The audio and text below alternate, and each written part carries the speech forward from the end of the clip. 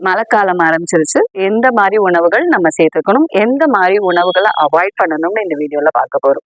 எந்த மாதிரி உணவுகள் சேர்த்துக்கலாம் அப்படின்னா, தினைக்கும் காலையிலயும் மாலையிலயும் சுக்குமல்லி காஃபி நீங்க சேர்த்துக்கலாம். ஏன்னா மழை காலத்துல இயல்பாவே நம்ம உடம்புல கபம்னு சொல்லக்கூடிய நீர்த்தன்மை அதிகமாகும். இந்த நீர்த்தன்மையை குறைக்கிறதுக்கு இல்ல நீர்த்தன்மையை சமப்படுத்துறதுக்கு நம்ம உடம்புல கொஞ்சம் காரம் தேவை. சம்டைம்ஸ் பாத்தீங்கன்னா காலைல எழுந்திரிக்கிறதுக்கு ரொம்ப கஷ்டமா இருக்கும், பாடி ரொம்ப ஹெவியா இருக்கும். இந்த மாதிரி ஃபீல் இருந்துச்சு அப்படின்னா உங்க உணவை செரிமானம் பண்ற அளவுக்கு உங்க உடம்புல போதுமான அளவு உஷ்ணம் இல்லை அப்படின்னு அர்த்தம். அப்ப இதுக்கு என்ன பண்ணணும் அப்படின்னு பாத்தீங்கன்னா, சாப்பிட்டதுக்கு அப்புறம் நீங்க சுடு தண்ணி குடிக்கிற பழக்கத்தை உருவாக்கிக்கலாம். நைட்டு தூங்க போறதுக்கு முன்னாடியும் சுடு தண்ணி குடிச்சீங்க அப்படின்னா காலையில உங்களுக்கு எழுந்திரிக்கிறதுக்கு கொஞ்சம் ஈஸியா இருக்கும். அது மட்டும் இல்ல, இந்த மழைக்காலம் முழுவதுமே வெத்தலை, மிளகு இதை நீங்க ஃப்ரீக்வெண்டா வாரத்துல 2 நாள் 3 நாள் ஒரு கஷாயம் மாதிரி நீங்க வச்சு குடுக்கறதன் மூலயமா இந்த சளி காலத்துல வரக்கூடிய சளி காய்ச்சல்ல இருந்து நீங்க தப்பிக்கலாம்.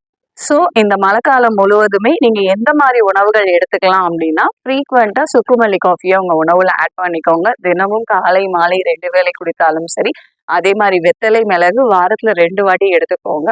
இது போக சுடு தண்ணி நீங்க டெய்லி நைட்டு படுக்க போறப்ப சுடு தண்ணி கண்டிப்பா உங்க உணவுல சேர்த்துக்கோங்க. இந்த மழை காலத்துல வரக்கூடிய சளி காய்ச்சல் உடல் வலி காலைல எழுந்திரிக்க முடியாம கஷ்டப்படுறது இந்த தொந்தரவு எதுவுமே இருக்காது. இந்த வீடியோல சொல்லியிருக்கிற விஷயத்த இந்த மழைக்காலம் முழுவதுமே ஃபாலோ பண்ணுங்க.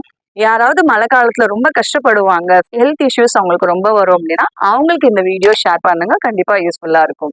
நன்றி, சந்திப்போம்.